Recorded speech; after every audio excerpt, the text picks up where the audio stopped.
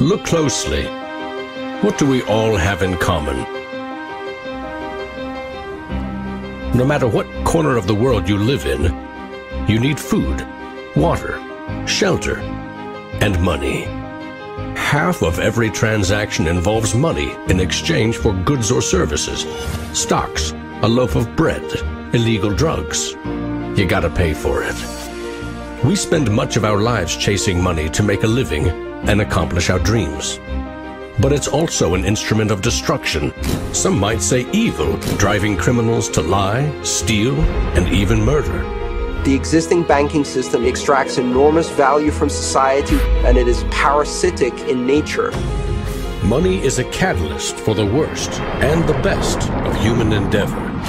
Before civilization, we created currency, fuel for wars, the path to power, champion and enemy of innovation.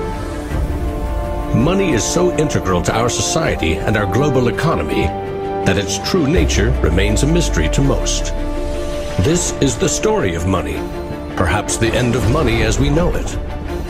No matter how fat your bank account or how thin your wallet, to us it's all cold hard cash. There are some who want to kill it. Get rid of it. Burn your dollars, your euros, your yen, and transform every penny you have into ones and zeros. Digital currency. Entrust it to the web and computers spread across the planet. Magic internet money.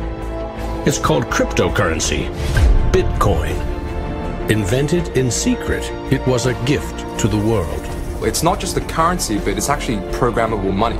A potential curse on bankers. And there's nothing that the big banks or politicians can do to stop it. Breaking every government's grip on money supply. What the internet did for information, Bitcoin is doing for money. Could it be the new gold? No, you have to really stretch your imagination to infer what the intrinsic value of Bitcoin is. Regulators, the Federal Reserve, the banking system, please understand this is a thing that they have to take seriously. This is going to change the economic culture. Bitcoin could be a microeconomic miracle worker, and it could be a macroeconomic wrecking ball.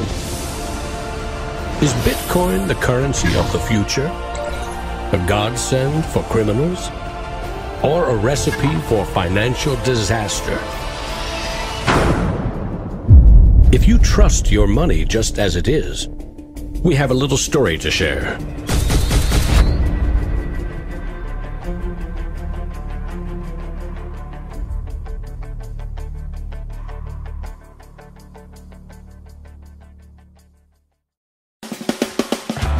Once upon a time, there was a big party with everyone standing around the punch bowl, drunk. Politicians credited the strong economy to their wise decisions. Businesses jumped into new profitable markets, ignoring risk. In fact, the experts said there was no risk. Then, troubling market data from minor countries spooked the markets. Rumors spread. More bad news rattled housing prices at the heart of the financial world. A major bank went insolvent. Investors and businesses made a run on the other banks, demanding their cash deposits. The largest financial institutions in the center of the modern world were frozen. Assets were seized. Banks foreclosed. A credit crunch threatened the entire world economy.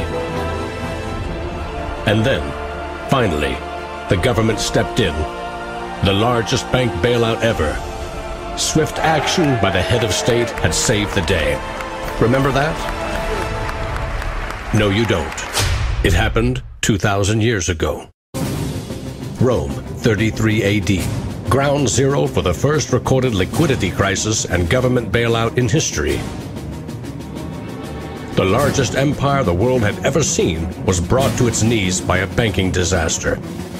Emperor Tiberius used money from the national treasury to bail out the country's troubled banks and companies. History may not repeat itself, but it certainly rhymes. Badly. People in power and their money have always been at the very center of it.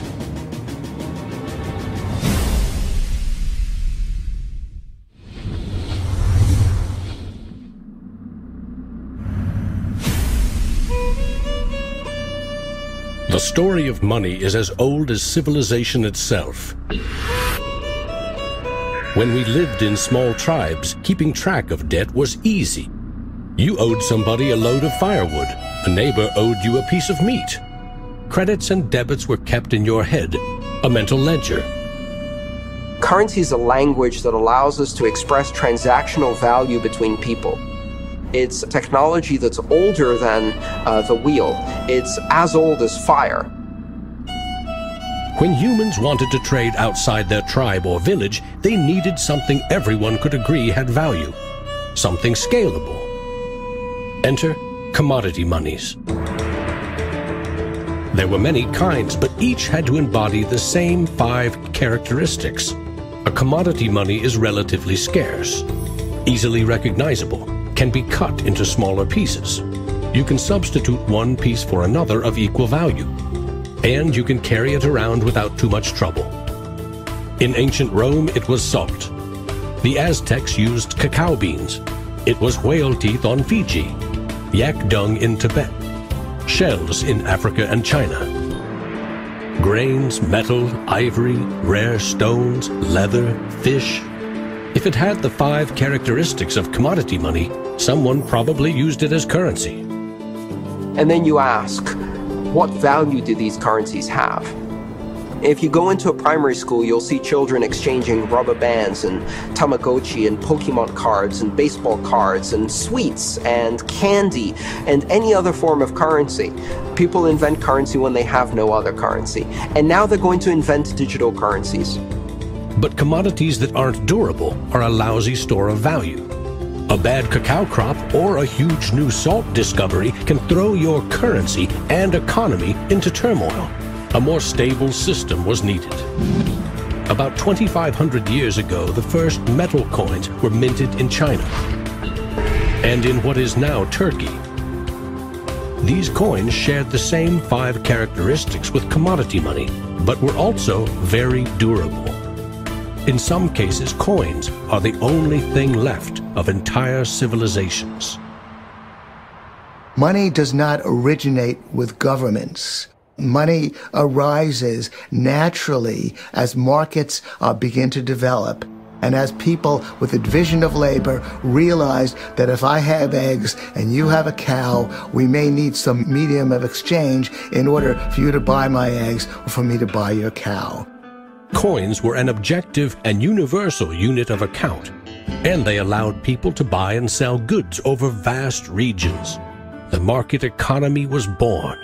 Coins worked, but only if people trusted that the king or emperor who issued them wasn't cheating on the metal content. Using coins also meant that an authority now controlled the supply of your currency. Money and political power were inextricably linked, centralized. Minting coins in a steady and predictable manner allowed economic growth and stability. The wushu coin in China retained its value for 500 years. In Constantinople, the solidus lasted for 700 years. But in those times, the coins didn't have this sort of milled edge. They were flat, and what used to happen was, as coins were passing from people to people would cut little bits off. And in fact, some of the taxation that the kings would do would actually be take 1/8 of the coin off. Taxes built castles and financed military campaigns, expensive hobbies. Soon, royal mints were substituting cheaper metals for silver and gold. This is called debasement, and Europe's kings made a habit of it. The currency of France was debased every 20 months for 200 years. If no one can trust the gold or silver content of your coins, how can you trade with other countries? International merchants found a solution. They recognized that one person's debt has value. It can be traded or transferred. When those IOUs came from reputable sources, they could be used as a form of money, paper money. This money was not based on hard commodities or metal, but instead on someone's promise to pay. Merchant families like the Medici in 15th century Florence acted as clearinghouses for these IOUs. It worked like this. an English trader ordered a shipment of Italian cloth from the Medici for 100 gold coins. His promise to pay the Medici was put on paper. Meanwhile, the Medici owed 100 gold coins to another trading partner for delivery of wine from France. The parties didn't go to the expense of transporting and exchanging gold coins. Instead, the paper was transferred. Everyone agreed that the paper had value, 100 gold coins, but only because everyone trusted the Medici as solvent middlemen. They had created a paper money machine. Within a few generations, they rose from low crime to high finance. Their great wealth helped fuel the Italian Renaissance and elevated the family to levels of enormous political power. The power to marry into royal families and get elected as popes. The ties binding money to power, politics, and influence now ran through church and state. Merchants had proven that creating paper currency could be wildly profitable. Goldsmiths wanted in on the action. Imagine it like this: if the goldsmith had seen over a period of time that some of the coins he was storing for people were gathering dust, the people who owned them don't need them right now. So what if I go and lend them out into the community and I charge them interest on this loan?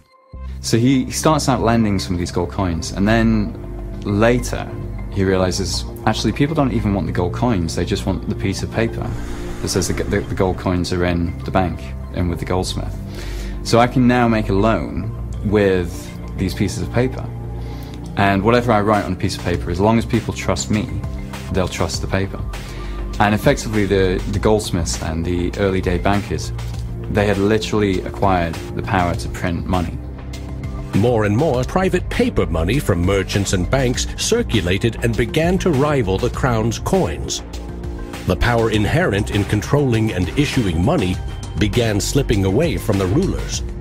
They couldn't tax or debase this new kind of money, but they had bigger ambitions than ever with trading posts, colonies, and empires that now stretched across the globe. For centuries, European countries would take turns building massive fleets and waging war on each other to rule the world.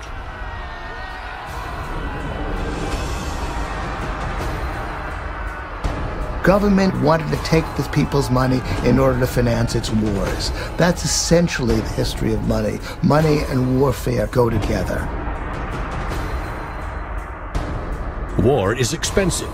1 year's income taxes simply aren't enough. Kings and queens had to borrow money against future taxes.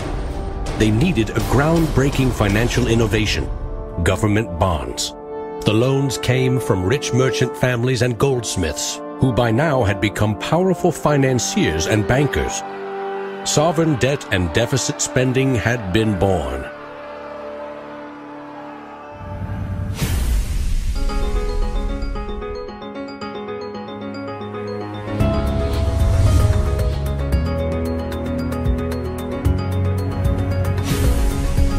In 1694, the Bank of England was established to fund a war against France. England's central bank was privately owned and granted the monopoly to issue banknotes, paper that could be redeemed for an equal amount of gold from the government coffers. The central bank soon also managed the entire debt of the crown. Money has been a tool of sovereignty for centuries. Being able to issue currency gave you the power, but it also gave the value to that monetary supply by backing it with a force of state, with essentially the debt of state. When the U.S. won independence from Britain, the first article of the new Constitution gave Congress the exclusive right to coin money. This currency's value was tied to gold in government vaults. From 1781 until the Panic of 1907, the financial system of the U.S. was an economic petri dish. Brief central banks, state banks, private currency, government currency, depressions, strong growth, recessions, regular boom and bust cycles. The long term, as far as capital is concerned, people want predictability. People want stability. From the back of that, they can plan. Now, it's very hard to plan in the long term with such a level of volatility. In 1913, bankers and politicians decided that it was in the country's best interest, and theirs, to have a permanent central bank. They created the Federal Reserve. Among its jobs, expand or contract the supply of a single national currency, the Federal Reserve note. The dollar was tied to gold, and strategic control of it would avoid booms that lead to busts. At least that was the plan. Then came 1929.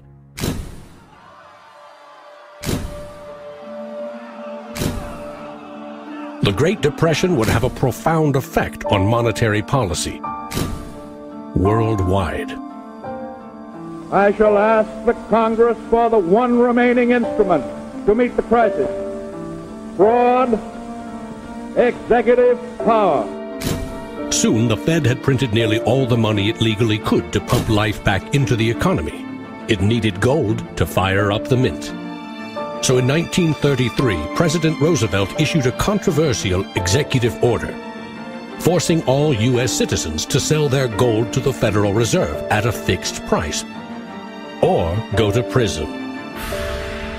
The Fed offered far more cash to foreign governments for their gold. Many jumped at the offer. Gold flowed in, and dollars spread across the globe.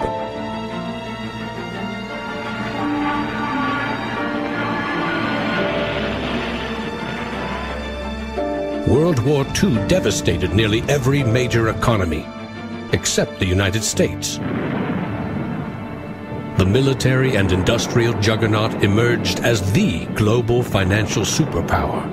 The dollar had become the world's most stable and trusted currency. Other countries pegged their currency to the dollar, which could still be redeemed for gold. In fact, the U.S. owned more than half of the world's gold reserves. In the next few decades, more dollars flowed to foreign countries. Governments began debasing their coins with cheaper metals and printing more of their own currency than they had in gold. The bond between precious metals and paper currency was cracking. This is a 1966 50-cent piece. It was the last coin in regular circulation in Australia to contain silver, and it contains 80% silver. So in 1966, this was 50 cents. Nowadays, it's $8 roughly in silver alone. By 1966, foreign nations had had enough of the U.S. collecting gold and printing cash. And they had more value in dollars than the U.S. had bullion in its vaults. They demanded gold in return for their paper dollars. Arguments about the value of the dollar versus their currency ensued. In 1971, President Nixon settled the matter. He severed United States currency from the gold standard. I have directed Secretary Connally to suspend temporarily the convertibility of the dollar into gold or other reserve assets, except in amounts and conditions determined to be in the interest of monetary stability and in the best interest of the United States. Never again could anyone legally demand U.S. government gold in exchange for paper dollars. For better or worse, the dollar was now backed solely by the full faith and credit of the United States government.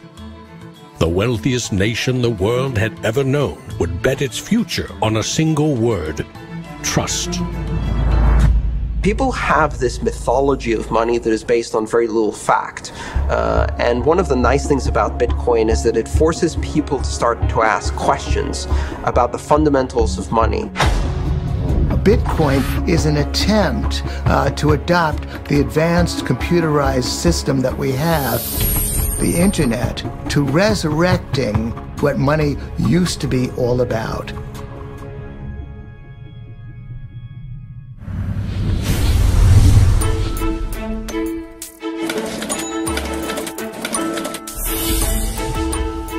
I think our dollar policies, our monetary policies, our fiscal policies have absolutely created a nation of debtors.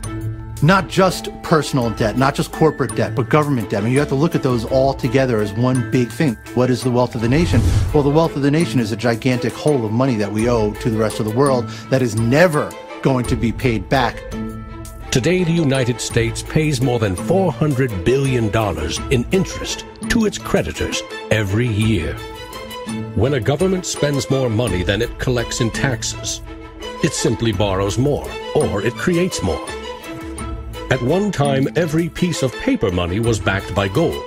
Remember, For every $20 bill, there was $20 worth of gold in the government vault. Not anymore. Today, governments create currency by first creating bonds or treasury bills. These bonds are sold in the market, generating funds for the government that issued them. Large banks buy U.S. bonds to flip them, selling them to the Federal Reserve at a profit. This is the magic money machine. You see, the Fed is America's central bank, but it doesn't have any money. No cash on its balance sheets. When a bank buys a bond and takes it to the Federal Reserve, the Fed simply says, "Thank you, Mr. Banker. Here's the principal and some profit." New money isn't exchanged. It simply appears on the bank's accounts. Magic. For 100 years and counting, the precise mechanisms of these bond purchases have remained a secret. Here's where it gets really interesting. The Federal Reserve is not a government agency. It's a private entity, and its shareholders are banks which earn a dividend. As much as $80 billion per year total are paid out to some of the very same banks that sell the government debt to the Fed. Which banks? Don't even bother asking. That's also a secret. In other words, the magic money machine answers to no one. The Fed also sets the bar for how much interest you pay for a car, home, or business loan. The Federal Reserve has been given the impossible task of trying to run the credit and monetary system as though we are the Soviet Union. It's the central planner for the key aspect of capitalism, which is how money and credit is allocated. The Federal Reserve, on balance, does not help the economy. On balance, it hurts the economy. And it's bound to make mistakes, even with the best of intentions. The Fed is also supposed to boost employment with low interest rates, encouraging people and businesses to buy more goods and services. Governments getting involved in money is a good thing, and it's also a bad thing. It's a good thing because money is the arteries of the economy, the blood supply of the economy. Markets are subject to bouts of euphoria and despair, and it makes sense for governments to back currency and manipulate it. Moving the money supply up and down is the most powerful way to sedate that boom and bust cycle. Manipulating the supply of money has short-term and long-term consequences.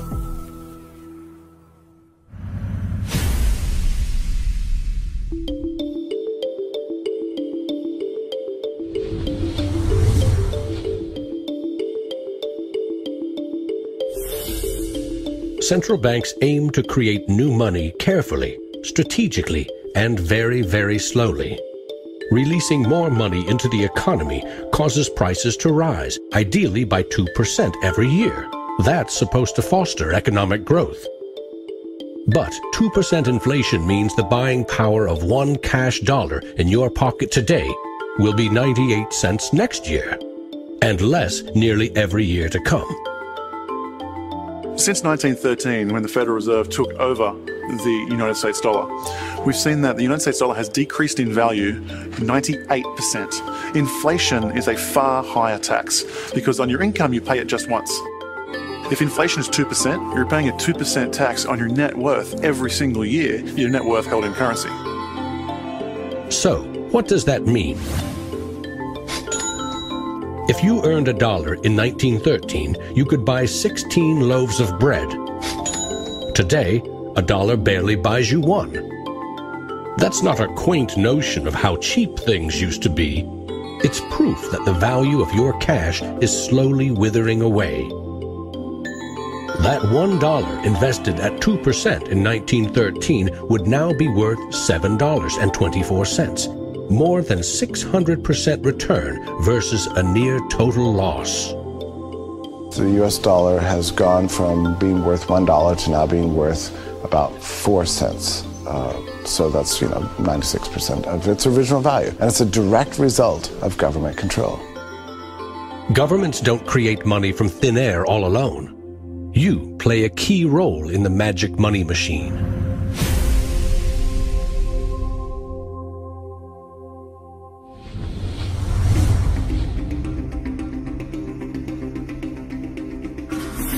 It's not really the central banks that are the problem.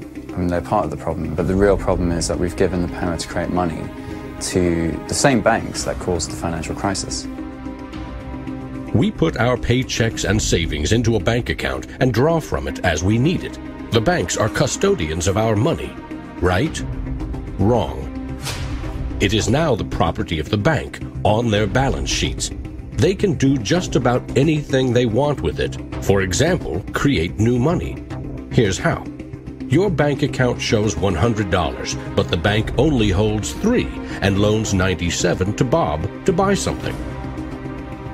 In the bank's computers, you still have $100 in your account, but Bob now has $97 of new virtual money in his account. Just digits on a computer screen. There's no cash, no gold, or anything else backing up the new numbers in Bob's account. Just his promise to pay it back. This is new money created as debt. When those $97 are spent, say in a shop, the shop owner deposits into another bank, and it is lent out again, and again, and again. And each of these people have numbers in their accounts showing that they own this money. So your original $100 has multiplied. Now there are over $3,300 in the system. This process of loaning out far more money than a bank actually has as cash on hand is called fractional reserve banking. In the UK, 97% of the money that exists is just numbers in the computer system, and those numbers are created by the banks. Banks earn untold billions in interest every year by creating and lending virtual money. What's more, banks don't even need your deposit to create new money. If they consider someone credit-worthy for a loan, they can put new magic money into his or her account and start charging interest. So reporters talk about Bitcoin as though it's the first digital currency. But actually we use digital currency every time you make a transaction through internet banking or through your bank card. Actually, it's not even just digital currency, it's digital currency that is created by the banks, essentially out of nothing. In other words, all new money is debt. This is the part of money creation that isn't taught in economics class. Money in paychecks, bank accounts, 401ks, that loan to Bob, credit card debt, your home loan, all began life as virtual money created by the banks. The entire system is based on trust. Trust in the bank's solvency. Trust in the debtor's ability to repay their debt. If all bank customers demanded just 3% of their deposits right now in cash, this run on the banks would reveal the truth. Almost none of that paper currency you think is in your bank account exists. It never did. Remember the drunken party? Our financial crisis had everything to do with virtual dollars. Too many people with very little income borrowed a lot of money they could never repay. But the banks didn't care. They didn't have to. They quickly made and sold shaky loans to someone else for a profit. And I got them all approved. Hey! Apply now. Selling bad loans was a good business until the whole thing blew up in the global financial crisis.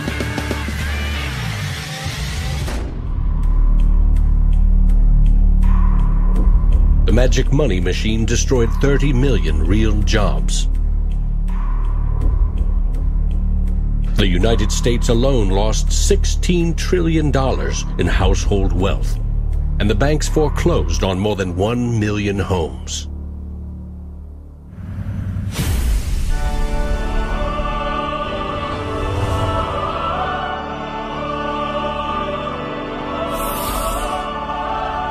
Selling subprime loans and betting they will fail may not be sacred, but it is lucrative. As much as 1/4 of our best and brightest are being lured by the siren call of the money machine. Instead of science, engineering, or medicine, they chose a career betting with other people's money.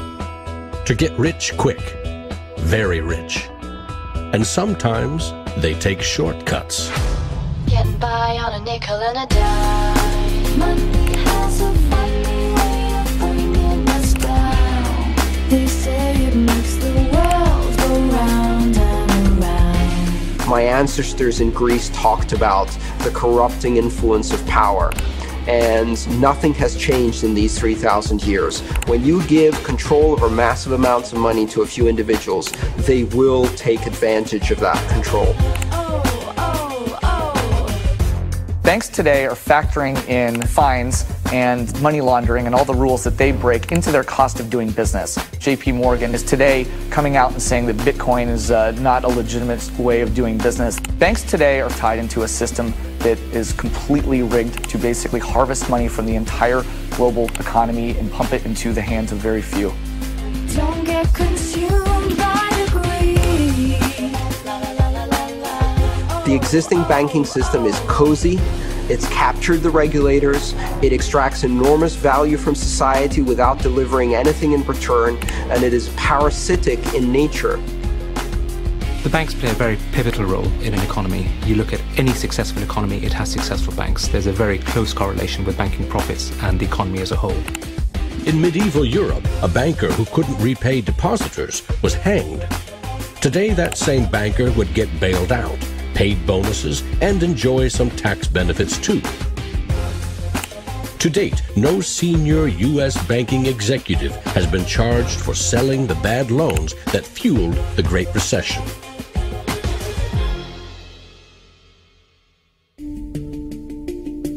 In December 2014, just 6 years after the last banking crisis brought the world to its knees, a congressman snuck a last-minute provision written by Citigroup into a crucial funding bill. The provision allows the largest U.S. banks to once again make risky derivatives bets with bank deposits. But no need to worry. If the banks implode again, lost deposits must be paid back by U.S. taxpayers.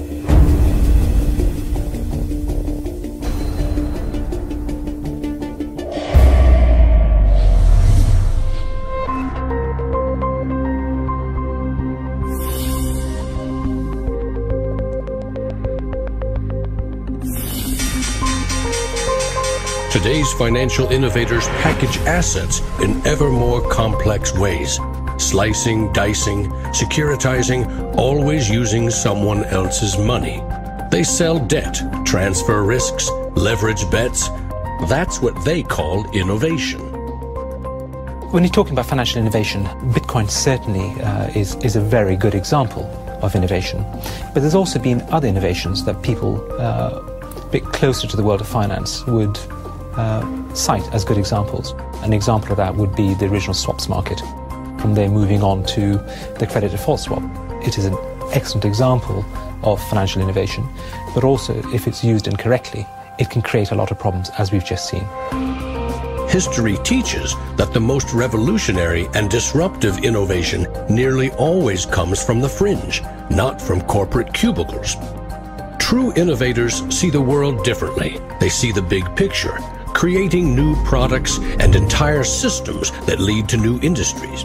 Steve Jobs called them the square cogs in round holes. It's unsurprising that new innovations always come from a niche group of early adopters, because it is inherently very hard for many people to realize the benefits of new technologies. In 2011, most Bitcoin community people were either people from the technology space, the geeks and hackers, or people from the traditional financial industry. There are even some bankers and hedge fund traders using Bitcoinica at that time as well, which was really surprising to me. A radical new idea is often met with skepticism, ridicule, even hostility from those who stand to lose the most from its success. Case in point, the automobile. In the late 19th century, Carl Benz and others built the first cars, contraptions that could threaten the stagecoach and railroad industries. These self-propelled vehicles, or road trains, would certainly scare horses, injure people, and damage roads. Cars, the railroad barons said, were just too dangerous. And to protect us, they used their power to pass a law in 1865. It required every automobile in England to observe a 4-mile-per-hour speed limit and to be operated by a crew of 3, a driver, an engineer, and a flagman.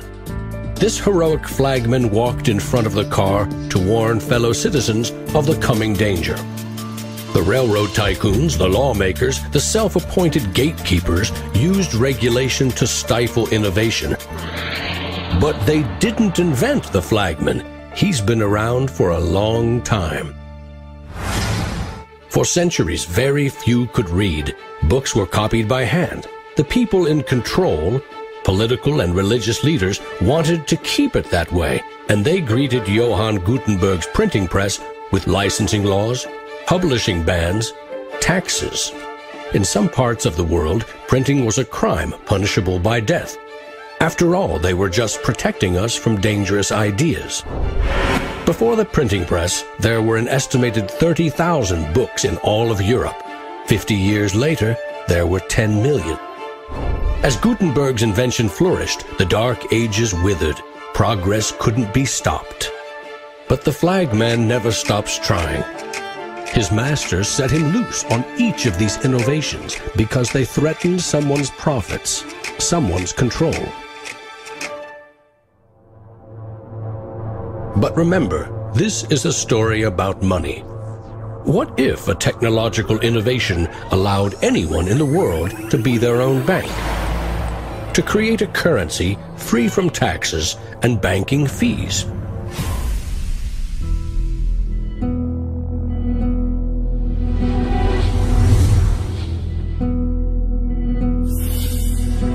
The U.S. Constitution forbids citizens from printing or minting their own currency, competing with or undercutting reliance on the U.S. dollar. In 1998, Bernard von Nothaus decided to test the resolve of the federal government. The Liberty Dollar was available in gold, silver, platinum, and copper.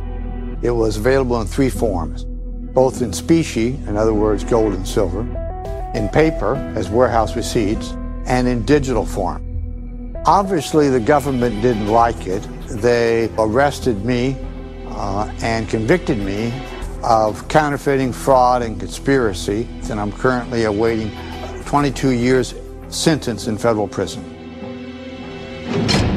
Lesson learned. At a hackers convention in the Netherlands, there was a young hacker there who used the alias of Satoshi Nakamoto. And he talked to a friend of mine, and he identified the Liberty Dollar and me as inspiring him to create a new currency. Bernard von Nothaus's arrest for creating private money may also have inspired Bitcoin's inventor to keep a lower profile, publishing the invention under an alias and vanishing. Part of me is interested to know who Satoshi is. Maybe that's part of the mystique of the story. It's completely irrelevant to the functioning of Bitcoin because we have the code to read, but it would be kind of fun to know. Who is Archimedes? Who is Euclid? We don't know. We don't know if Euclid was one person or multiple people. And you know what? It doesn't matter. Euclidean geometry works whether I know who Euclid was or not, whether Euclid was a moral and good person or whether he was a corrupt plutocrat and a bastard. Science and mathematics have essential truth that stands alone, irrespective of its inventors and irrespective of their motives. Well, Bitcoin is a system based on mathematical truths, and these mathematical truths stand alone. We can read the source code in Bitcoin and understand it, and it will be true whether Satoshi Nakamoto is a man, a woman, a collection of individuals, a government agency, or aliens from the future. Bitcoin is digital currency and computer software. Capital B Bitcoin is the shared code that creates a global payment network using computers connected to the internet. Bitcoins are virtual currency, digital money created, stored, and exchanged on that network. But unlike virtual dollars created by a banker, this new currency was created with math by an anonymous inventor. Bitcoin is an open-source software protocol like much of the code supporting the internet and email. Open source means anyone, everyone can use the protocol. No one person or company can control it. Every change to the software is public, open, and transparent. The code was first developed by Satoshi. Then there were dozens, now hundreds, of programmers constantly collaborating to improve Bitcoin's features and security. So what makes Bitcoin a breakthrough? It tackles an ancient human dilemma and solves a computer science problem. Any shared information or data can be flawed, corrupted. Anything can be faked. How do we know that what we're receiving can be trusted? In our traditional mindset, it's very important to know who is behind this currency because their reputation is significant in knowing that our funds and the true wealth is actually safe. In finance, we rely on trusted third parties like banks, credit card companies, remittance services. They keep track of money as it moves from one account to another, and they charge us handsomely for it. We trust that their digital ledgers of credits and debits balance. A financial system that cuts out these middlemen could be faster, cheaper, and more secure. But Bitcoin is digital. Music and movies are easily pirated, copied, stolen. How can a digital currency retain value if anyone can make 1 million copies? The answer is at the core of Satoshi's invention. A Bitcoin is not a file on a computer. It's an entry in the publicly distributed database called the blockchain. Just as the Medici kept a ledger of credits and debits, today's banks record each transaction as a plus and minus in their ledgers. Now we call them databases. Bank accounts are replaced by a digital wallet that you alone control. Bitcoin's ledger is the blockchain, a record of every Bitcoin in existence and every Bitcoin transaction ever made. It always balances because no Bitcoin ever leaves it. When a Bitcoin is sent from one digital wallet to another, what they are really sending is control over that part of the database. Code that is a unique key for the new owner. As the network processes transactions, it constantly synchronizes the one ledger across the global network. Each computer or Bitcoin miner has a complete and identical copy. And because the blockchain is public, it cannot be controlled by any one person or computer. Owners of the Bitcoin mining computers are rewarded with new Bitcoins for processing transactions and keeping the network secure.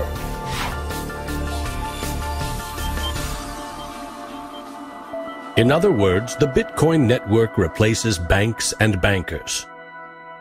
Today, the combined computing power of this global network is greater than the 500 biggest supercomputers combined, times 10,000.